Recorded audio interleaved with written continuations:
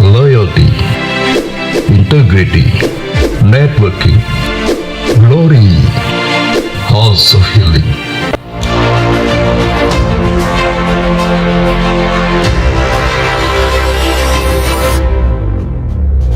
Shalom, selamat datang dan beribadah online bersama kami, GBI Pondok Indah. Karena kita di sini untuk beribadah, sebelum mulai, mari kita lihat tata ibadah online-nya.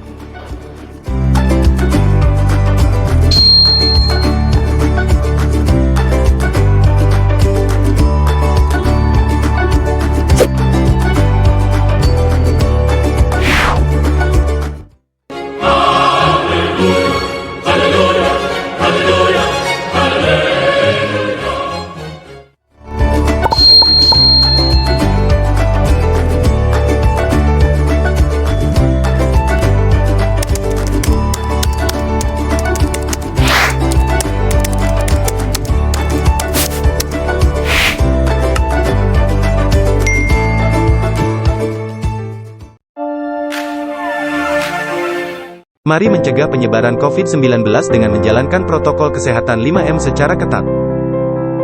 1. Selalu memakai masker dimanapun Anda berada. 2. Selalu mencuci tangan menggunakan sabun. 3. Selalu menjaga jarak 1-2 meter. 4. Menghindari kerumunan. 5. Membatasi mobilitas, diam di rumah saja.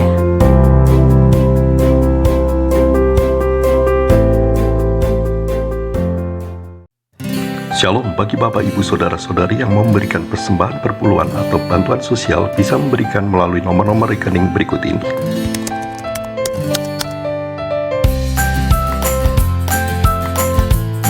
Atau bisa juga dengan memindai QR Code berikut ini.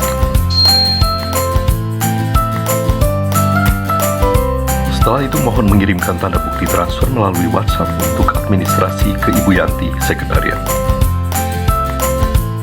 Terima kasih, Tuhan Yesus memberkati.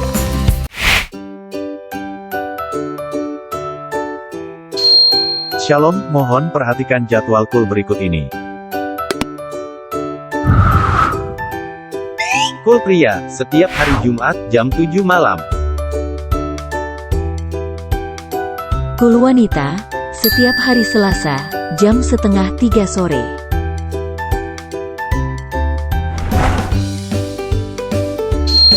Kul pasangan suami istri, setiap minggu keempat.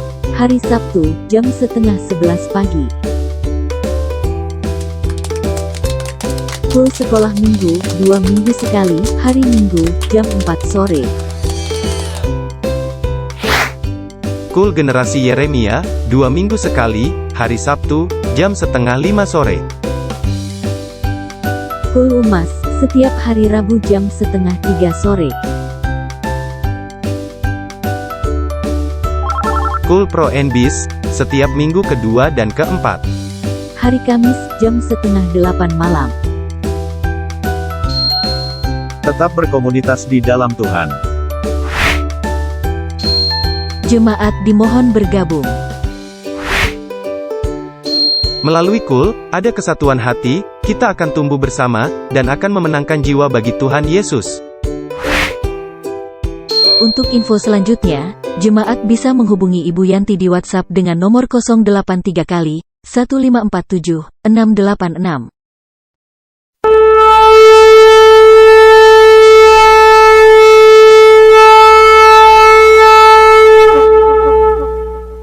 Apa yang dimaksud dengan Pentakosta ketiga? Pentakosta ketiga adalah pencurahan Roh Kudus yang dahsyat di zaman now, melebihi yang terjadi di Azusa Street. Pentakosta ketiga akan mengakibatkan penuaian jiwa yang terbesar dan yang terakhir sebelum Tuhan Yesus datang kembali. Pentakosta ketiga akan membangkitkan generasi Yeremia, yaitu anak-anak muda yang dipenuhi Roh Kudus, cinta mati-matian kepada Tuhan Yesus, tidak kompromi terhadap dosa, dan akan bergerak untuk memenangkan jiwa. Pentakosta ketiga lahir di Indonesia dan bergerak ke bangsa-bangsa. Gerakan ini dari timur ke barat dan akan kembali ke Yerusalem. Pentakosta ketiga akan memberikan kuasa untuk menyelesaikan amanat agung, dan setelah itu Tuhan Yesus datang kembali.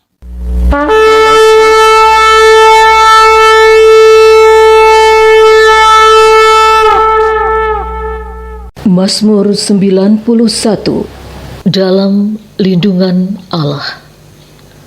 Orang yang duduk dalam lindungan yang maha tinggi dan bermalam dalam naungan yang maha kuasa akan berkata kepada Tuhan, tempat perlindunganku dan kubu pertahananku, Allahku yang kupercayai. Sungguh, dialah yang akan melepaskan engkau dari jerat penangkap burung, dari penyakit sampar yang busuk. Dengan kepaknya ia akan menudungi engkau, di bawah sayapnya engkau akan berlindung. Kesetiaannya ialah perisai dan pagar tembok. Engkau tak usah takut terhadap kedahsyatan malam, terhadap panah yang terbang di waktu siang, terhadap penyakit sampar yang berjalan di dalam gelap, terhadap penyakit menular yang mengamuk di waktu petang. Walau 1.000 orang rebah di sisimu dan 10.000 di sebelah kananmu, tetapi itu tidak akan menimpamu. Engkau hanya menontonnya dengan matamu sendiri dan melihat pembalasan terhadap orang-orang fasik. Sebab Tuhan ialah tempat perlindunganmu. Yang maha tinggi telah kau buat tempat perteduhanmu. Malapetaka tidak akan menimpa kamu, dan tulah tidak akan mendekat kepada kemahmu. Sebab malaikat-malaikatnya akan diperintahkannya kepadamu untuk menjaga engkau di segala jalanmu. Mereka akan menatang engkau di atas tangannya, supaya kakimu jangan terantuk kepada batu. Singa dan ular tedung akan kau langkahi. Engkau akan menginjak anak singa dan ular naga. Sungguh, hatinya melekat kepadaku, maka aku akan meluputkannya. Aku akan membentenginya, sebab ia mengenal namaku. Bila ia berseru kepadaku, aku akan menjawab. Aku akan menyertai dia dalam kesesakan. Aku akan meluputkannya dan memuliakannya. Dengan panjang umur akan kukenyangkan dia, dan akan kuperlihatkan kepadanya keselamatan daripadaku.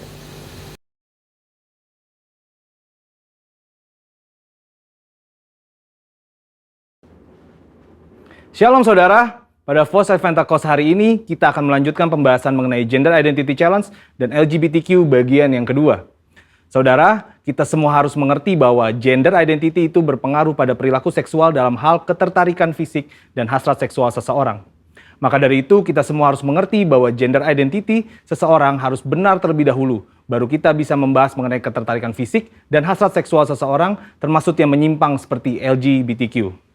Agar saudara lebih mengerti, ada perbedaan antara ketertarikan fisik dengan hasrat seksual. Ketertarikan fisik merupakan perasaan ketertarikan kepada seseorang karena faktor biologis atau secara fisik seperti penampilan, wajah, bentuk tubuh, suara, bau tubuh, tatapan, dan sebagainya yang bisa terjadi sesaat atau untuk waktu yang lama. Tapi yang saudara harus ketahui bahwa tidak selalu objek yang membuat ia tertarik selalu lawan jenis. Contohnya, ada seorang anak cowok yang ngefans banget sama boyband K-pop karena suara dan performa panggungnya. Sedangkan hasrat seksual adalah tindakan untuk merealisasikan ketertarikan fisik, baik itu bisa di dalam pikiran atau secara fisik berhubungan seksual. Ini merupakan suatu pilihan mau dilakukan atau tidak. Hasrat seksual yang sah hanya dapat dilakukan antara laki-laki dan perempuan yang sudah menikah. Dari sini kita bisa melihat bahwa gender identity merupakan kunci sebelum memasuki tahapan ketertarikan fisik dan hasrat seksual. Jika gender identity-nya sudah terjadi penyimpangan, maka secara otomatis ketertarikan fisik dan hasrat seksualnya terjadi penyimpangan. Jika ketertarikan fisiknya sudah benar sesuai organ reproduksi seksualnya, maka untuk merealisasikan hasrat seksualnya pun harus benar, yaitu hanya boleh dalam pernikahan. Sampai di sini terlihat sekali bahwa hasrat seksual LGBTQ, baik yang dituangkan dalam bentuk hubungan fisik maupun pikiran seperti fantasi dan juga semua hasrat seksual kaum heteroseksual yang terjadi di luar pernikahan, semuanya adalah salah dan merupakan dosa. Maka dari itu dalam Imamat 18 dan 20 ayat ke-10 sampai ke-21 jelas melarang segala perzinahan dan percabulan, ketertarikan fisik yang tidak wajar, dan pelaksanaan hasrat seksual yang menyimpang kepada orang tua, saudara kandung, saudara tiri, sepupu, sanak saudara, dan bahkan kepada binatang. Lebih lagi, Tuhan Yesus dalam Matius 5 ayat ke-27 sampai 30 menegaskan bahwa jika seseorang memiliki hasrat seksual di dalam hatinya, meskipun belum direalisasikan dalam tindakan fisik, hal tersebut juga adalah dosa. Nah, sampai di sini mungkin saudara bertanya, bagaimana langkah pemulihan bagi mereka yang mengalami Gender Identity Challenge dan LGBTQ? Ternyata langkah pemulihannya sama dengan semua yang jatuh dalam dosa, yaitu bertobat, berbalik dari dosa, dan datang kepada Tuhan Yesus untuk pengampunan dosa, serta memberi diri untuk bertumbuh ke arah Dia. Dan juga dalam hal hasrat seksual, orang-orang percaya dipanggil untuk menyalipkan segala keinginan daging yang berdosa, serta mengendalikannya sebagai bagian dari disiplin rohani. Maka dari itu yang paling terpenting ialah bagaimana langkah kita sebagai anak mudanya Tuhan dalam menanggapi LGBTQ ini. Saudara bisa melakukan 3M. M yang pertama adalah mengasihi. Saudara pasti sudah sangat mengerti bahwa kita dipanggil untuk mengasihi sesama, namun mengasihi bukan berarti berkompromi terhadap kebenaran firman Tuhan. Karena tindakan untuk membenarkan perilaku penyimpangan seksual bukanlah tindakan kasih, melainkan tindakan menghancurkan. Untuk itu, GBI sendiri telah memandang disorientasi seksual kaum LGBTQ adalah dosa. Namun, GBI meyakini bahwa kuasa Yesus dan pekerjaan Roh Kudus mampu mengubahkan orang berdosa. Jadi, wujud kasih kita yang benar kepada kaum homoseksual bukan memandang perilaku itu benar berdasarkan hak asasi manusia, namun justru menolong mereka keluar dari perbuatan dosa itu sesuai 1 Korintus 6 ayat yang ke-9 sampai ke-11.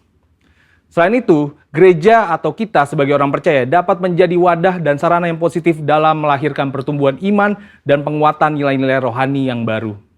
M yang kedua adalah membantu. Gereja atau orang percaya dipanggil untuk membantu dengan memberikan pengajaran-pengajaran yang benar mengenai gender identity, batasan ketertarikan fisik dan hasrat seksual, sehingga orang-orang yang bergumul dapat kembali pada gambaran rupa dan gambar Allah sebagaimana Allah menciptakan manusia pada awalnya. Dan M yang ketiga adalah mengingatkan. Sebagai komunitas orang percaya, saudara juga dapat saling mengingatkan bahwa perjalanan hidup orang Kristen adalah mencapai keserupaan dengan Kristus. Yang berarti bahwa proses pengudusan hidup tidak akan pernah berhenti di sepanjang kita hidup di dunia ini.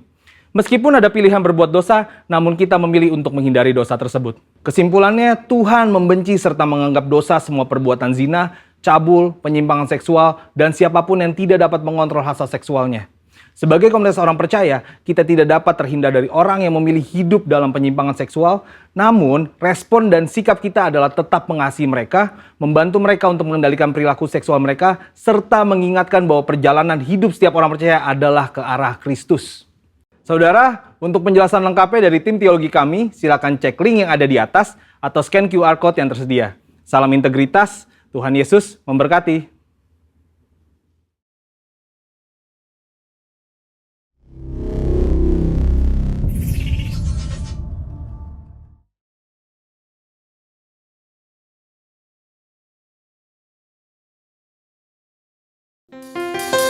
Haleluya.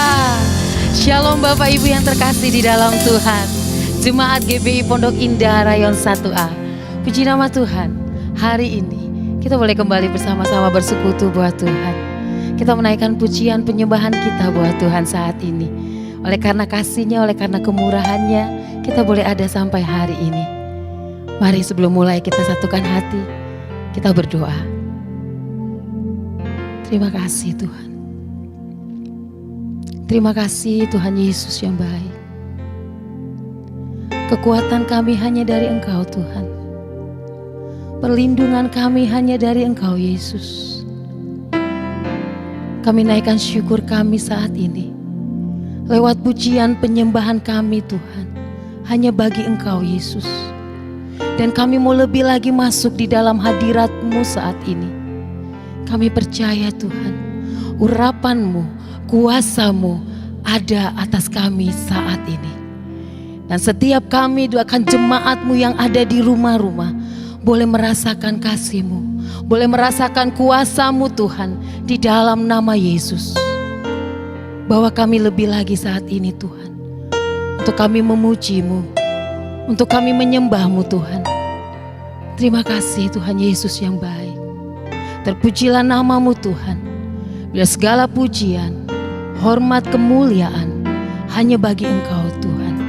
Haleluya. Amin. Terima kasih Tuhan. Engkaulah penolong dalam hidup kami Tuhan. Kaulah kekuatan dalam kami Tuhan. Bawa kami untuk terus berseru akan nama-Mu Yesus. Syaralabayaralabayarala.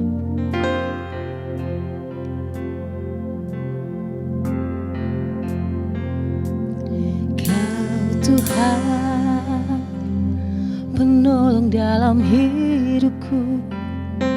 Ku percaya hanya kepadamu.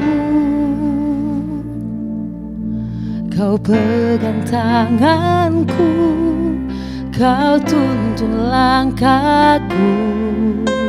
Yesus, Kau perlindunganku.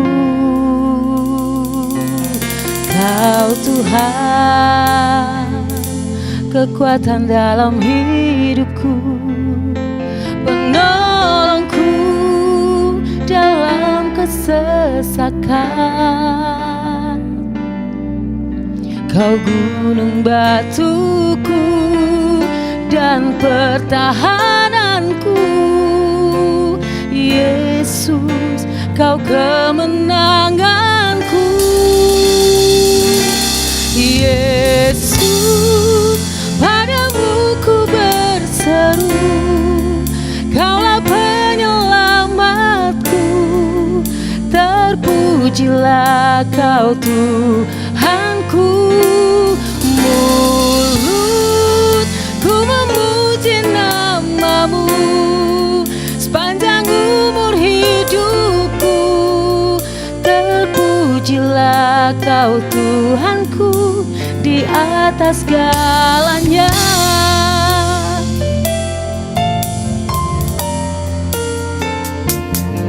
Kau Tuhan, penolong dalam hidupku. Ku percaya hanya kepadamu. Kau pegang tanganku, Kau tuntun langkahku. Yesus, Kau perlindunganku. Kau Tuhan, kekuatan dalam hidupku, penolongku dalam kesesakan. Kau gunung batuku dan pertahananku. Yesus, Kau kemenanganku. Yesus, padamu ku berseru. Kaulah penyelamatku. Terpujilah Kau Tuhanku. Mulutku memuji nama-Mu sepanjang umur hidupku. Terpujilah Kau Tuhanku di atas segalanya. Yesus, padamu ku berseru. Kaulah penyelamatku. Terpujilah Kau Tuhanku. Mulutku memuji nama-Mu sepanjang umur hidupku. Terpujilah Kau Tuhanku di atas segalanya. Yesus, padamu ku berseru. Kaulah penyelamatku. Terpujilah Kau Tuhanku. Mulutku memuji nama-Mu sepanjang umur hidupku. Terpujilah Kau Tuhanku di atas segalanya. Kaulah sumber kuatku. Kaulah kehidupanku. Kaulah pertahananku.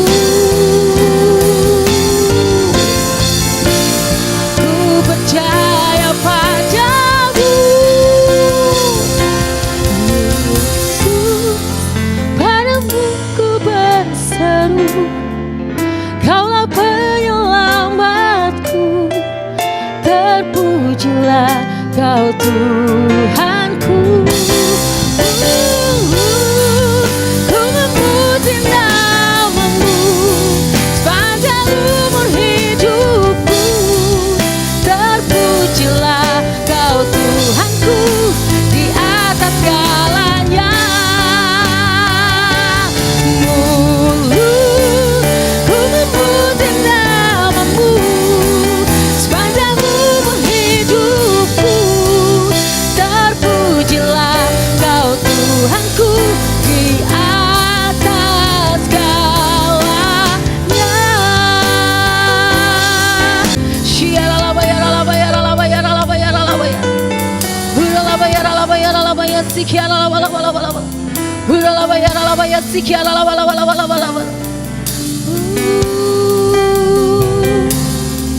Haleluya. Terima kasih Tuhan, terima kasih Yesus. Haleluya, haleluya.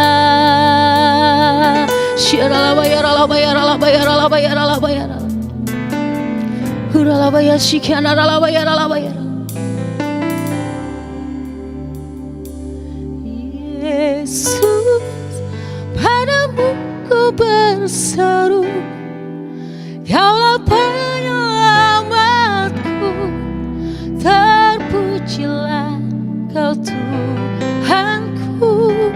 Mulu ku memuji namamu sepanjang umur hidupku, terpujilah Kau Tuhanku di atas segalanya.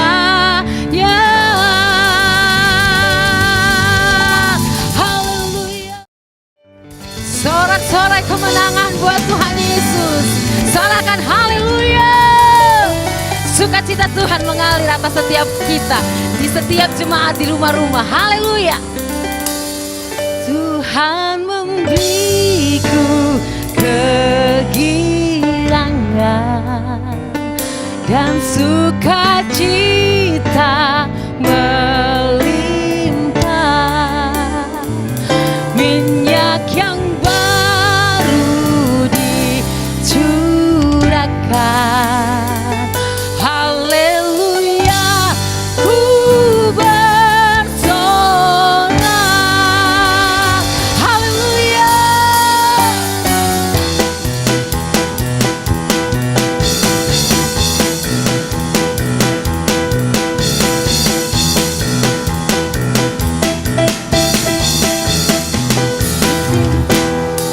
Ku terima janji Allah bagi kaum Yehuda, umat yang berdoa, memuji dan menyembah. Inilah saat yang dinanti, firman Allah telah digenapi. Kulihat penuaian terjadi yang melanda seluruh bumi. Ku terima janji Allah bagi kaum Yehuda, umat yang berdoa, memuji dan menyembah. Inilah saat yang dinanti, firman Allah telah digenapi. Melihat penuaian terjadi yang melanda seluruh bumi. Tuhan memberiku kegirangan dan sukacita melimpah,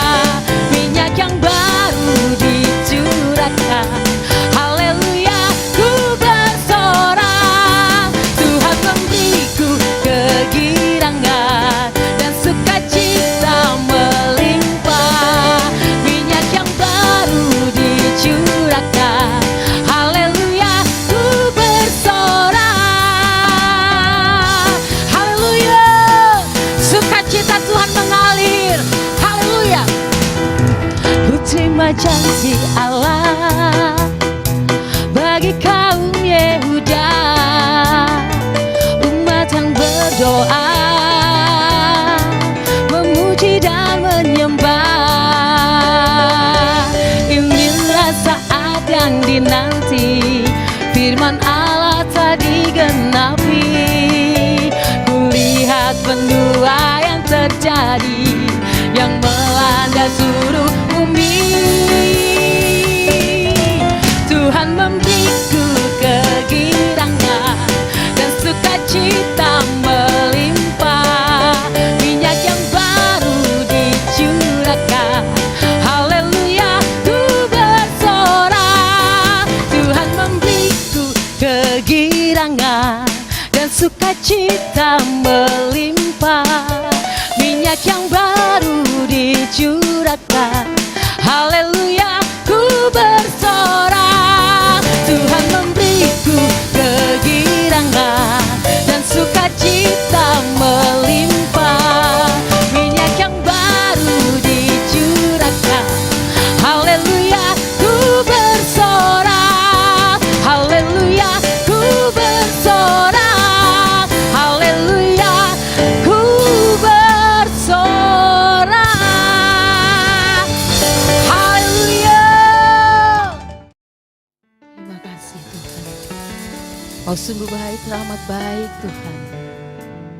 Kami percaya Yesus, kami hidup oleh karena janji-Mu atas hidup kami Tuhan. Terima kasih Tuhan, bahwa hidup kami terus Tuhan untuk dipenuhi dengan kemuliaan-Mu, terus dipenuhi dengan bejana firman-Mu.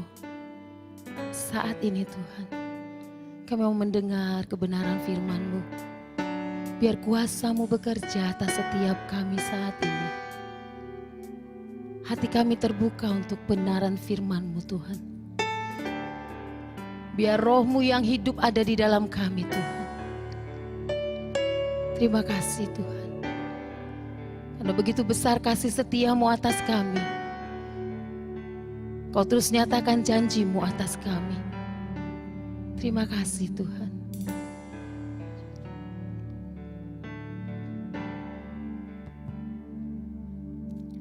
Sungguh besar setia-Mu,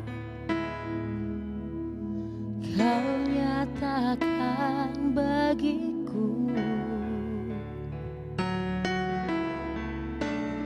Kau Bapa yang selalu mengerti isi hatiku.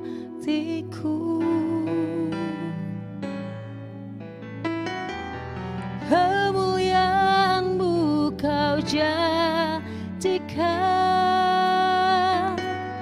aku tetap percaya. Ku percaya janji-Mu ajaib, terukir dalam kehidupanku. Ku berserah di dalam kekuatan-Mu, hanya Kau segalanya bagiku. Ku percaya janji-Mu ajaib, terukir dalam kehidupanku. Ku berserah di dalam kekuatan-Mu. Ku percaya. Terima kasih Tuhan. Biar kami terus berserah hanya kepada-Mu Yesus. Syaralabayaralabayarala. Sungguh besar setia-Mu, Kau nyatakan bagiku. Kau Bapa yang selalu mengerti isi hatiku.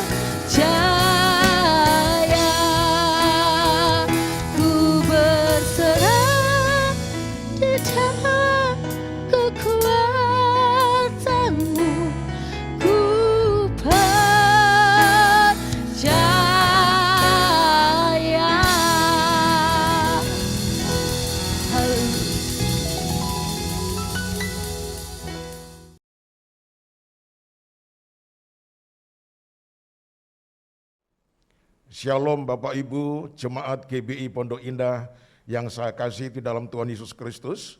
Sebelum kita menerima firman, mari kita bersama-sama berdoa memohon bimbingan Roh Kudus.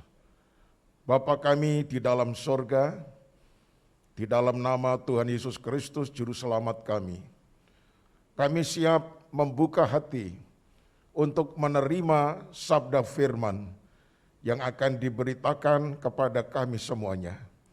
Biarlah Roh-Mu yang kudus mengurapi hamba-Mu dan semua kami, sehingga berita firman ini merupakan pesan untuk setiap kami, khususnya dalam menghadapi kesukaran akhir-akhir ini akibat COVID-19 yang merajalela.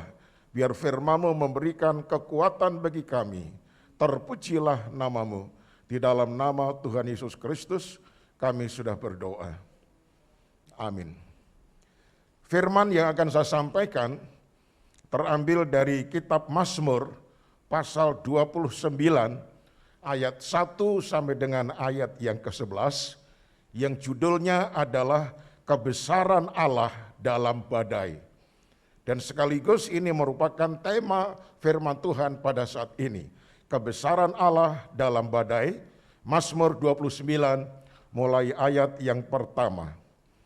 Kepada Tuhan, hai penghuni sorgawi, kepada Tuhan sajalah kemuliaan dan kekuatan. Berilah kepada Tuhan kemuliaan namanya, sujudlah kepada Tuhan dengan berhiaskan kekudusan. Suara Tuhan di atas air, Allah yang mulia mengguntur, Tuhan di atas air yang besar.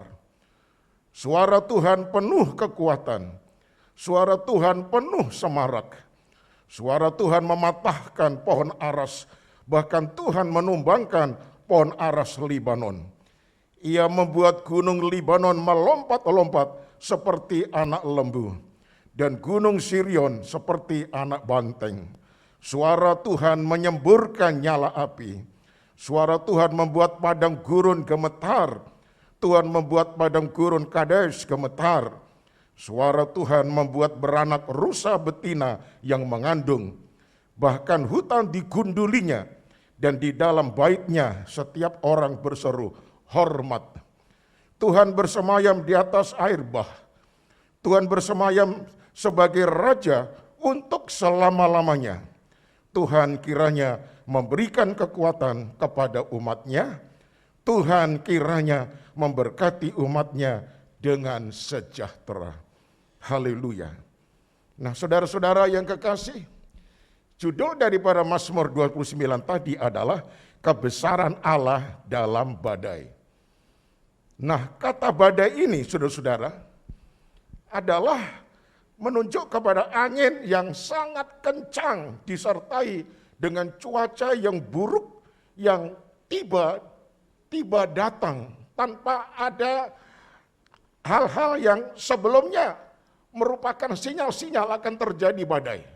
Jadi begitu datang tiba-tiba luar biasa. Nah, saudaraku, kata badai ini juga menunjuk kepada situasi kondisi yang buruk, saudara-saudara, yang tiba-tiba datang laksana badai, sehingga menyebabkan suasana yang sangat mencekam, saudara-saudara.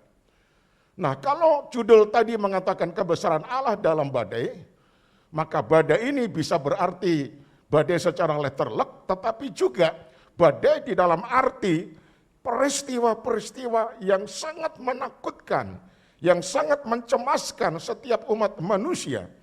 Nah, seperti kita sudah alami bersama di seluruh Indonesia, bahkan di seluruh dunia, COVID-19, saudara-saudara, tiba-tiba melanda bumi ini. Dan negara-negara tidak ada yang terkecuali, semuanya terkena COVID-19 ini. Dan ternyata sudah banyak yang terpapar, banyak sekali yang meninggal dunia, saudara-saudara. Itu sebabnya apa yang kita bisa pelajari dari Mazmur 29 ini. Karena saya melihat di dalamnya ada pelajaran yang sangat indah. Pelajaran yang pertama, saudara-saudara, kalau saudara perhatikan dengan seksama dalam Mazmur pasal 29 ini, kalimat suara Tuhan itu diulang-ulang sebanyak 7 kali. Jadi ketika saya bacakan tadi, itu ada kalimat suara Tuhan, suara Tuhan, suara Tuhan, suara Tuhan. Diulang sampai 7 kali berturut-turut. Nah, saya ingin beritahukan kepada saudara, setiap kali kita membaca Alkitab, kalau ada kata dan kalimat yang diulang lebih daripada 1 kali, lebih daripada 2 kali, ini harus kita camkan betul-betul. Karena di dalamnya mengandung suatu hikmah dan pelajaran yang sangat indah, saudara-saudara. Nah, kalau dalam Mazmur 29 ini ada 7 kali suara Tuhan, suara Tuhan, suara Tuhan, itu berarti badai adalah suara Tuhan, saudara-saudara. Ya, badai berarti suara Tuhan yang sedang dikumandangkan kepada dunia ini, khususnya saat-saat sekarang ini. Sudah setahun lebih COVID-19 merajalela, dan semakin hari saat-saat terakhir ini sudah semakin menggila, saudara-saudara. Tetapi kalau kita tunduk kepala mencamkan benar-benar Mazmur 29 ini, ternyata badai itu adalah suara Tuhan. Corona itu diizinkan oleh Tuhan terjadi karena Tuhan ingin berbicara kepada manusia, ingin berbicara kepada umatnya, saudara-saudara. Misalnya, coba saudara dengar baik-baik. Bukankah corona yang terjadi ini membawa keluarga kembali ke rumah tangganya masing-masing untuk bersatu dalam mesbah keluarga? Bukankah gereja-gereja kebanyakan tutup, apalagi pada suasana PPKM darurat, saudara-saudara. Pemerintah menganjurkan supaya tempat-tempat ibadah itu ditutup dan jemaat kebaktian di rumah lewat online, saudara-saudara. Jadi ini adalah suara Tuhan, di mana umat Allah dikehendaki oleh Tuhan kembali bersatu dengan mesbah keluarga di rumah masing-masing. Mungkin sebelum pandemi memang ada mesbah keluarga, tetapi mau tidak mau saat sekarang ini mesbah keluarga harus dilaksanakan oleh karena corona, saudara-saudara. Kemudian corona mendorong umat Allah banyak berdoa dan berharap kepada Tuhan saja, dan tidak semata-mata mengandalkan sains, mengandalkan teknologi, mengandalkan berbagai macam vitamin, bahkan mengandalkan vaksin itu sendiri. Nah, saudaraku, kita mesti berdoa sungguh-sungguh di hadapan Tuhan, supaya Tuhan membungkus kita dengan kuasa darah-Nya, dan Tuhan memberikan kekuatan kita untuk melaksanakan dengan disiplin protokol kesehatan. Nah, Tuhan lewat pemerintah menganjurkan dalam era PPKM yang darurat ini, saudara-saudara, kita harus setia stay home di rumah saja. Ya, kecuali yang penting sekali kita baru boleh keluar. Tetapi ingat harus pakai masker, dan masker itu double adanya. Ada hal-hal yang kita harus lakukan dengan sangat ketat dan disiplin. Ini adalah perintah daripada pemerintah, dan pemerintah itu adalah wakil Tuhan yang ada di dunia ini. Corona membuat kita tinggal di rumah dan hidup dengan sederhana, saudara-saudara. Apa sebabnya? Karena corona mengakibatkan ekonomi terjungkal, saudara-saudara. Banyak keluarga yang ekonominya mulai tipis, mulai berkurang dan sebagainya. Hidup sederhana, makan seadanya saja, tetapi dengan ucapan syukur tak terhingga kepada Tuhan. Corona memberi kesadaran bahwa kematian itu nyata, sangat dekat sekali dengan kita, saudara-saudara. Kematian itu tidak memandang bulu, anak-anak, pemuda remaja, orang tua. Nah, saudara-saudara, baik dokter sekalipun, ternyata kematian itu begitu dekat. Bahkan banyak anak-anak Tuhan, hamba-hamba Tuhan yang meninggal dunia oleh karena COVID ini, saudara-saudara. Dan kita menyaksikan lewat televisi, lewat media. Waduh, saudara-saudara, itu mobil-mobil jenazah itu sampai berderet-deret ngantri di kuburan. Karena apa? Karena orang yang menguburkan itu terbatas jumlahnya. Dan satu mobil jenazah itu bisa memuat lebih daripada satu jenazah. Karena terlalu banyak orang yang meninggal dunia karena COVID. Kita disadarkan kematian terlalu dekat dengan kita. Dan tubuh kita ini sangat-sangat ringkih, saudara-saudara.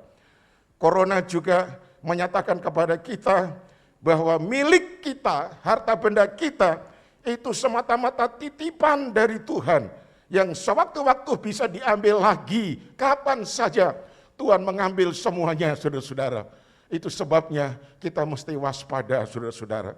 Corona menutup bar, menutup klub malam, menutup rumah-rumah bordil, menutup tempat-tempat pijat yang plus-plus, dan tempat orang berbuat mesum. Semuanya tertutup, saudara-saudara. Itu oleh karena corona. Corona mengajarkan cara bersin, cara batuk, cara menguap yang baik, yang benar, dan sopan. Di mana kita harus selalu mengenakan masker, saudara-saudara. Corona membuat kesempatan setiap gereja untuk memanfaatkan teknologi media lewat pekabaran Injil. Kalau dulu hampir dikatakan banyak gereja, ya para hamba Tuhan berkhotbah di dalam ibadah tatap muka hanya di gereja saja, terbatas dengan tembok-tembok gereja. Tetapi mau tidak mau lewat corona ini, saudara-saudara, gereja memakai teknologi media yang luar biasa lewat kebaktian dengan disiarkan secara langsung atau live streaming atau lewat online. Sekali berkhotbah, saudara-saudara, direkam, lalu lewat YouTube bisa disiarkan di seluruh dunia, saudara-saudara. Ini merupakan sesuatu yang sangat luar biasa. Jadi percayalah bahwa badai itu sebetulnya adalah suara Tuhan yang sedang menggema di seluruh dunia, khususnya di seluruh Indonesia. Berbahagialah orang yang menyadari hal ini, lalu membenahi hidupnya menurut kehendak Tuhan, dan melaksanakan apa yang diperintahkan pemerintah untuk melaksanakan protokol kesehatan dengan penuh disiplin dan ketaatan. Yang kedua, saudara-saudara, kalau kita perhatikan dalam Mazmur 29 ayat 1 sampai 11, kata Tuhan, ya, Tuhan ditulis semuanya dengan huruf besar-besar, T besar, U besar, H besar, A besar, N besar. Kalau kita hitung kata Tuhan itu diulang-ulang sampai 18 kali, saudara-saudara. Apakah itu kebetulan? Oh tidak, karena mengandung suatu pelajaran yang sangat-sangat indah. Nah, saudaraku, kata Tuhan diulang-ulang 18 kali. Apa artinya, saudara-saudara? Artinya, saudara-saudara, kalau kita dengan iman menghadapi badai tanpa takut dan khawatir, karena Tuhan itu adalah Tuhan yang Immanuel beserta dengan kita. Justru di tengah-tengah badai kita bisa berjumpa dengan Tuhan itu sendiri. Haleluya, haleluya. Nah, saudaraku yang kekasih, saya teringat pengalaman Sadrah, Mesah, dan Abednego, saudara-saudara. Mereka diperintahkan oleh raja pada waktu-waktu yang ditentukan, mereka semuanya berkumpul di tanah lapang. Lalu raja membuat peraturan, ketika semua alat-alat bunyi-bunyian, gong dan sebagainya dibunyikan, maka semua rakyat harus sujud menyembah kepada patung yang didirikan oleh raja. Mereka semuanya harus taat, harus menyembah. Nah, saudaraku, semua rakyat sudah berkumpul. Raja mulai menyaksikan ketika gong sudah dibunyikan, pelbagai bunyi-bunyian sudah gemerincing menggema di lapangan yang begitu luas itu. Apa yang terjadi, saudaraku? Seluruh rakyat dengan penuh ketakutan kepada raja, mereka sujud menyembah kepada patung yang didirikan oleh Raja Nebukadnezar, saudara-saudara. Namun ketika raja melihat ke kiri ke kanan, jauh mata memandang ke sana, dia kaget. Loh. Semuanya sujud menyembah. Tetapi kenapa ada 3 orang yang berdiri dengan tegap di sana? Siapa mereka? Panggil mereka. Muka raja ini merah, saudara-saudara. Murka, sangat marah luar biasa. Kenapa ada orang yang berani-berani melanggar peraturan raja? Ketika mereka dipanggil, ternyata mereka adalah Sadrah, Mesah, dan Abednego. Raja mengatakan, apakah kalian tidak mendengar ketika gong dibunyikan tadi, sehingga kalian tidak mau sujud menyembah? Apa perlu lagi gong dan semua alat bunyi-bunyian dibunyikan kembali, baru saudara sujud menyembah? Apa jawab mereka bertiga? Sadrah, Mesah, dan Abednego mengatakan, Tuhan, tidak perlu kami katakan lebih jauh lagi. Kalau Tuhan yang kami sembah melepaskan kami dari dapur api yang Tuhan sediakan untuk membakar orang yang tidak taat kepada perintah Tuanku. Kalau api itu membakar kami, enggak apa-apa. Kami tetap tidak mau menyembah kepada patung yang Tuhan dirikan. Saudaraku, ini bukti iman mereka yang sangat-sangat luar biasa, saudara-saudara. Mereka ditolong oleh Tuhan, haleluya. Tidak ditolong alias mereka terbakar hidup-hidup di tengah-tengah api, haleluya juga. Mereka tidak mundur. Iman mereka kekeh 100% bulat-bulat, saudara-saudara. Nah, Raja murka luar biasa. Api dipanaskan 7 kali lipat daripada nyala semula.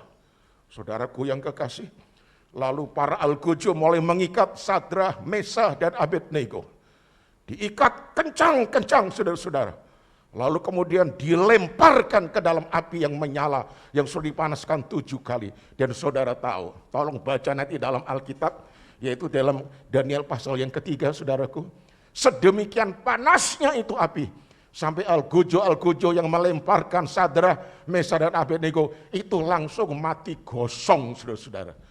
Padahal mereka tidak jatuh di tengah-tengah api. Mereka hanya melemparkan saja, mereka langsung gosong. Apalagi Sadrah, Mesah, dan Abednego, tentu mereka akan terbakar, hangus. Ternyata tidak, saudara-saudara. Itu mata Raja Nebukadnezar terbelalak, saudara-saudara. Loh. Kok mereka dilempar blek, jatuh di tengah-tengah api. Ikatan-ikatannya malah terlepas. Loh. Kok ada 4 orang yang dilempar 3? Loh kok sekarang kok jadi 4? Siapa itu orang keempat? Wajahnya bercahaya-cahaya seperti dewa-dewa. Lebih bersinar daripada api. Siapa orang yang keempat ini? Nah, saudaraku, orang yang keempat ini adalah Tuhan sendiri yang berkenan datang di tengah-tengah api, sehingga api tidak menghanguskan Sadrah, Mesah, dan Abednego. Mereka berjalan-jalan di tengah-tengah api seperti tidak ada apa-apanya, saudara-saudara. Raja terbengong-bengong, terkejut, dan mengatakan, "Hai Sadrah, Mesah, dan Abednego, keluarlah kalian." Ketika mereka keluar, Raja mulai mendekati mereka. Bau angus pun tidak terbau, saudara-saudara. Bahkan rambut ini tidak ada yang terbakar. Pakaian-pakaian mereka utuh. Api tidak mempan atas mereka. Apa sebabnya? Karena Tuhan hadir di tengah-tengah api. Ternyata, saudaraku, perkataan Tuhan diulang-ulang sampai 18 kali. Maksudnya adalah di tengah-tengah badai itu sendiri, Tuhan berkenan hadir. Haleluya. Saudaraku yang kekasih, kita sekarang ini sepertinya sedang menghadapi api yang dinyalakan 7 kali lipat. Yaitu, saudara-saudara, api dari COVID-19, saudara-saudara. Waduh, saudaraku yang kekasih, ini COVID-19 tidak pandang bulu. Orang tua, apalagi yang mempunyai komorbid atau penyakit bawaan, saudara-saudara, ini sangat berbahaya sekali. Ini corona tidak mengingat siapapun, saudara-saudara. Siapapun tidak peduli bisa masuk ini, corona ini di dalam tubuhnya. Dan semakin hari semakin menghebat. Bahkan varian-varian yang sekarang ini datang, varian yang sedemikian rupa cepatnya masuk, bereaksi. Hanya beberapa hari langsung orang meninggal dunia, saudara-saudara. Ini sangat memprihatinkan kita sekalian. Tetapi apabila kita sadar di tengah-tengah badai itu ada Tuhan, maka kita tidak usah takut, tidak usah khawatir, tidak usah termakan dengan media yang selalu mengabarkan bahayanya daripada COVID ini. Lewat berita-berita yang sangat menakutkan kita. Kita menyaksikan 1 hari yang mati berapa, yang dikuburkan berapa. Ini sangat menakutkan kita, saudara-saudara. Kita mesti banyak membaca firman Tuhan. Tuhan yang kita sembah adalah Tuhan yang Immanuel. Begitu dia lahir di bumi, dia diberi nama yang sudah ditetapkan oleh Bapa. Namanya akan disebut Immanuel. Artinya Tuhan menyertai kita. Ketika dia sudah melaksanakan karya keselamatan dengan sempurna, sudah selesai, tersedia pengampunan dosa dan keselamatan. Sebelum dia naik ke surga, Tuhan mengatakan, "Aku menyertai engkau sampai akhir zaman." Jadi dari permulaan dia datang, dia sudah mengatakan, "Aku menyertai engkau." Ketika dia akan meninggalkan kita, dia juga mengatakan, "Aku menyertai engkau." Dia adalah Immanuel yang menyertai kita.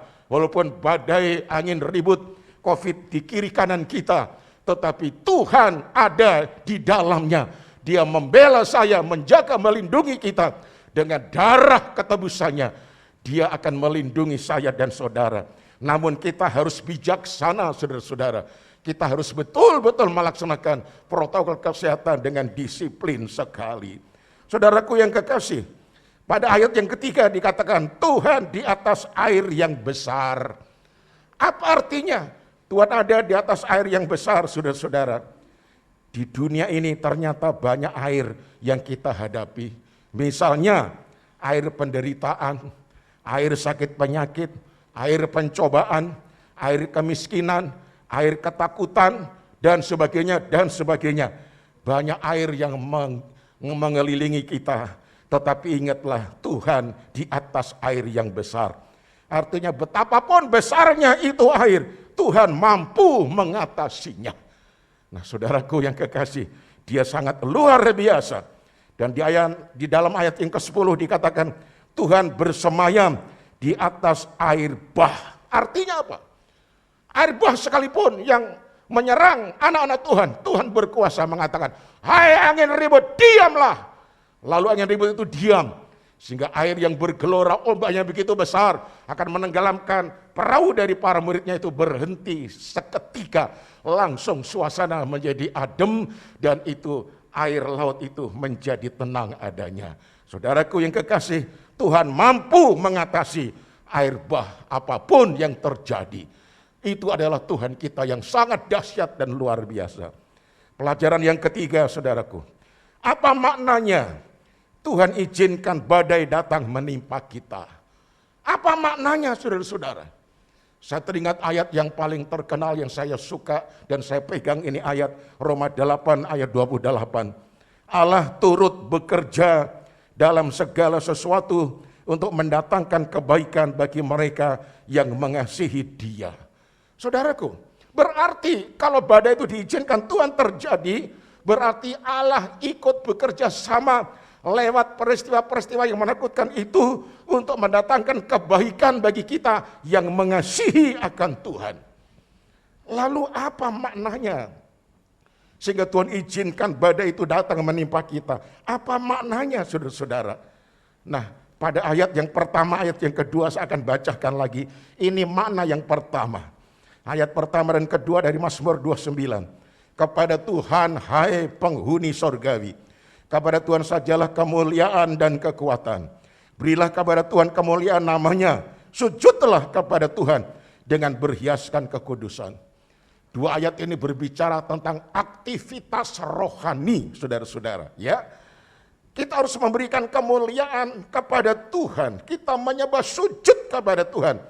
Dan kita harus berhiaskan kekudusan, saudara-saudara. Ini makna yang Tuhan kehendaki bagi kita sekalian. Ketika menghadapi angin badai yang begitu rupa, saudara-saudara, maka aktivitas rohani kita harus semakin digalakkan, harus semakin betul-betul terjadi secara disiplin, saudara-saudara. Kita harus benar-benar hidup di dalam doa, karena tanpa doa kita nggak bisa berbuat apa-apa. Karena di dalam doa itu mengandung kuasa Allah yang luar biasa, saudara-saudara. Itu sebabnya aktivitas rohani kita, banyak membaca Alkitab, banyak berdoa, banyak bersekutu bersama-sama dengan keluarga, mendengarkan kebaktian lewat online ataupun live streaming. Itu harus kita lakukan dengan disiplin, dan itu harus kita laksanakan dengan segenap hati. Lalu kemudian apa makna yang berikutnya? Pada ayat 11, ayat yang terakhir dikatakan, Tuhan kiranya memberikan kekuatan kepada umatnya, dan kemudian Tuhan kiranya memberkati umatnya dengan sejahtera. Saya sebelum pandemi, saudara-saudara, pernah memperhatikan ketika sedang setir mobil menuju ke Bandung dan lewat puncak pas, saudara-saudara, di atas gunung itu ada banyak pohon-pohon cemara, ya, yang berdiri dengan tegaknya di atas gunung. Ketika angin bertiup dengan kencang, saudara-saudara, itu pohon itu meliuk-liuk ke kanan ke kiri, ya, sepertinya menari-nari. Dan itu desir daripada daun-daun cemara itu mengeluarkan suara seperti kor gereja. Ada suara 1, suara 2, suara 3, suara 4. Ya, itu pohonnya begitu banyak, desiran dari daun-daun cemara yang ditimpa oleh angin yang keras itu berbunyi itu seperti nyanyian jemaat yang luar biasa indahnya. Nah itu pohon menari-nari meliuk ke kiri kanan, badai berlalu, pohon itu tegak kembali. Apa sebabnya? Karena pohon cemara di atas gunung itu akarnya merayap dalam sekali ke dalam lapisan tanah, sehingga pohonnya sangat kuat dan mantap adanya. Demikian juga di tengah-tengah badai ini saudara-saudara, maka Tuhan memberikan kekuatan kepada kita. Apa sebabnya? Karena akar rohani kita semakin merayap dalam persekutuan kita dengan Tuhan. Kita banyak bersekutu dengan Tuhan. Kita banyak membaca firman. Kita banyak mendengar firman. Kita banyak berdoa. Bahkan seringkali kita melaksanakan puasa, saudara-saudara. Dengan demikian akar iman kita semakin menembus ke dalam tanah yang paling dalam. Badai menimpa kita, tetapi justru keluar dari mulut kita puji-pujian, penyembahan, mengagungkan, membesarkan nama Tuhan. Badai berlalu, iman kita semakin mantap dan kuat, saudara-saudara. Demikian juga Tuhan memberikan kepada kita damai sejahtera, rasa takut yang luar biasa, ya, seperti orang yang mempunyai suatu penyakit begitu ya. Wah, dikit-dikit kita mendengar itu berita tentang corona yang mematikan banyak manusia. Rumah sakit sudah tidak bisa menampung. Bahkan di halaman-halaman rumah sakit orang ngantri, belum kebagian tempat. Rumah-rumah penampungan disediakan pemerintah juga penuh, saudara-saudara. Waduh, saudara-saudara, ini menyebabkan kita menjadi cemas, menjadi takut, nggak ada damai sejahtera. Tetapi dengan peristiwa ini, Tuhan akan memberikan damai sejahtera kepada saya dan saudara. Apa sebabnya? Karena Tuhan adalah Tuhan yang dahsyat. Dia menguasai badai dan angin ribut, dan dengan kehendaknya Dia pasti menjaga saya dan saudara. Itu sebabnya saudaraku yang kekasih, biarlah lewat pemberitaan firman ini iman kita semakin diteguhkan. Kita tidak usah takut menghadapinya. Bersama dengan Tuhan kita tetap teguh dan mantap adanya. Demikian berita firman, berbagai saudara yang mendengar, terutama yang melaksanakan dalam hidup saudara. Amin. Dimanapun Bapak Ibu Saudara berada, tentu di rumah masing-masing, mari kita tunduk kepala dan kita satu di dalam doa. Bapa kami yang ada di dalam sorga, firman-Mu telah kami dengar, dan memang kami menyadari ya Tuhan, bahwa Engkau mengizinkan badai itu tiba-tiba datang menimpa kami, saudara, ya Tuhan. Dan kami sadar, ternyata badai itu adalah suara Tuhan. Ternyata di tengah-tengah badai itu ada Tuhan. Dan itu dialami oleh Sadrah, Mesah, dan Abednego. Sehingga mereka tidak binasa karena api yang menyala. Demikian juga ya Tuhan, karena badai inilah Engkau memberikan kekuatan kepada kami dan damai sejahtera dalam diri kami. Sehingga dalam menghadapi badai yang ribut ini, kami bukanlah manusia yang takut, lalu kami penuh dengan kecemasan, lalu stres.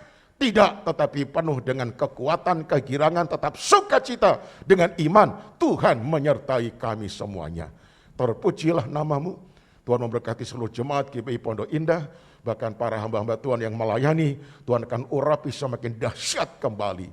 Inilah doa kami ya Tuhan, yang kami sudah panjatkan di dalam nama Tuhan Yesus Kristus, Tuhan dan Juru Selamat kami.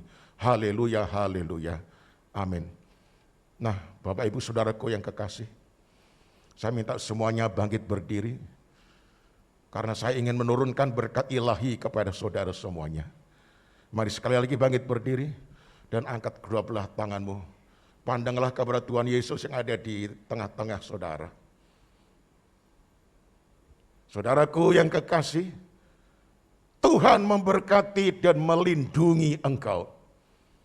Tuhan menyinari engkau dengan wajahnya dan memberikan engkau kasih karunia. Tuhan menghadapkan wajahnya kepadamu dan memberikan engkau damai sejahtera. Kasih yang besar dari Allah Bapa, di dalam pengorbanan Tuhan Yesus Kristus dan persekutuan yang manis dengan Roh Kudus, selalu menyertai engkau, menjaga engkau, melindungi engkau, memberkati engkau, sampai Maranatha, Tuhan Yesus Kristus datang kembali kali yang kedua. Haleluya, haleluya. Amin. Tuhan memberkati saudara sekalian. Shalom.